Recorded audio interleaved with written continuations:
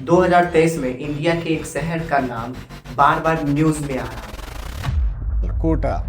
The Indian city of Kota. Kota coming in from Kota. हाँ, कोटा। लेकिन इस बार वजह कोई बड़ा रिजल्ट नहीं था, इस बार कोई टॉपर नहीं था और ना ही वजह कोई भी बड़ा रिकॉर्ड था। The Indian city of Kota, situated in the state of Rajasthan, is again making headlines. फिर सवाल ये है कि आखिर पूरा देश कोटा की बात क्यों कर रहा था? आखिर ऐसा क्या हो रहा था जिसे स्टूडेंट्स, पेरेंट्स और टीचर्स सभी को सोचने पर मजबूर कर दिया गया? और सबसे बड़ा सवाल, जहां से स्टूडेंट्स अपने सपने पूरे करने जाते हैं, वहीं से इतने सारे सवाल क्यों उठने लगे? क्या प्रॉब्लम स्टूडेंट्स में थी? क्या प्रॉब्लम कंपटीशन में थी? या फिर प्रॉब्लम इस पूरे सिस्टम में ही थी? और यहीं से एक ऐसी डिबेट शुरू हुई जो आज तक खत्म नहीं हुई। इंडिया की कोचिंग इंडस्ट्रीज, एजुकेशन या बिजनेस? वीडियो के एंड होने से पहले अपने मन में कोई भी जल्दीबाजी में डिसीजन मत बनाना, क्योंकि जो दिखता है कहानी उससे काफी बड़ी है। अब एक छोटी सी रियल सिचुएशन सोचो। एक मिडिल क्लास फैमिली, पापा जॉब करते हैं, मम्मी घर संभालती है। एक दिन बेटा बोलता है, पापा सब लोग कोचिंग ज्वाइन कर रहे हैं। पापा पूछते हैं, बेटा क्या स्कूल की पढ़ाई काफी नहीं है? बेटा चुप हो जाता है, क्योंकि उसके पास भी इसका कोई आंसर नहीं होता। और शायद यही सवाल आज के टाइम लाखों फैमिलीज के घर में पूछा जा रहा है। आखिर कोचिंग इतनी जरूरी क्यों हो गई? अब सवाल ये है, क्या पहले के स्टूडेंट सक्सेसफुल नहीं होते थे? बिल्कुल होते थे। तो फिर आज कोचिंग इतनी बड़ी इंडस्ट्री कैसे बन गई? आंसर सिंपल है, कंपटीशन। आज लाखों बच्चे एक ही एग्जाम के लिए तैयारी करते हैं, लेकिन वही सीट्स बहुत कम होती है। और जब कंपटीशन बढ़ता है तब कोचिंग इंडस्ट्रीज भी बड़ी होती जाती है। लेकिन यहीं पर कहानी इंटरेस्टिंग हो जाती है। आपने कभी नोटिस किया है, रोड पर बड़े बड़े पोस्टर्स लगे होते हैं, टॉपर की फोटो, AIR रैंक, सिलेक्शन और सक्सेस स्टोरी, सब कुछ परफेक्ट लगता है।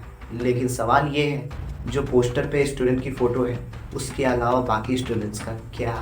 लेकिन ध्यान से सुनो, मैं कोचिंग्स के खिलाफ नहीं हूँ। बहुत से कोचिंग्स बहुत अच्छा पढ़ाते हैं, बहुत से कोचिंग्स AIR रैंक्स लाते हैं, बहुत से कोचिंग स्टूडेंट्स को मोटिवेट करते हैं, बहुत से इंस्टीट्यूट्स उनके लाइफ को बदलते हैं। ये भी सच है, लेकिन एक और सच है। 2023 में कोटा को लेकर डिस्कशंस हुए।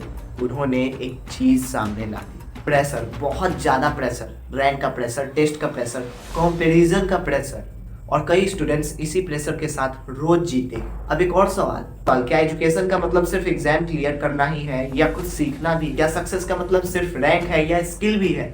क्या कोचिंग का काम सिर्फ सिलेक्शन कराना है या स्टूडेंट्स को ग्रो कराना भी है? और शायद इसी जगह पूरी डिबेट शुरू होती है। अब एक डायलॉग सुन लो। मान लो एक स्टूडेंट अपने दोस्त को बोलता है, यार अगर मैं कोचिंग ना जाऊं तो क्या मैं सक्सेसफुल नहीं हो सकता? उसका दोस्त कहता है, हो सकता है, लेकिन कोचिंग से रास्ता आसान हो सकता है। और शायद यही सबसे बैलेंस्ड आंसर है। कोचिंग सक्सेस की गारंटी नहीं है और कोचिंग फेलियर का रीजन भी नहीं।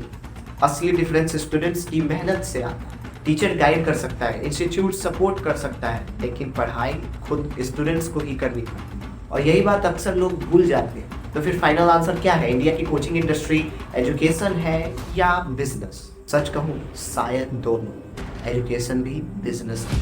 लेकिन सबसे इम्पोर्टेंट चीज़ कोचिंग नहीं है, सबसे इम्पोर्टेंट चीज़ स्टूडेंट है। अगर स्टूडेंट को अच्छी लर्निंग मिल रही है, अच्छा गाइडेंस मिल रहा है और उसका कॉन्फिडेंस बढ़ रहा है, तो वही एजुकेशन है, चाहे वो स्कूल में मिले या किसी कोचिंग में। अगर सिर्फ प्रेशर बन रहा हो और लर्निंग पीछे छूट रही है, तो हमें सवाल पूछने चाहिए।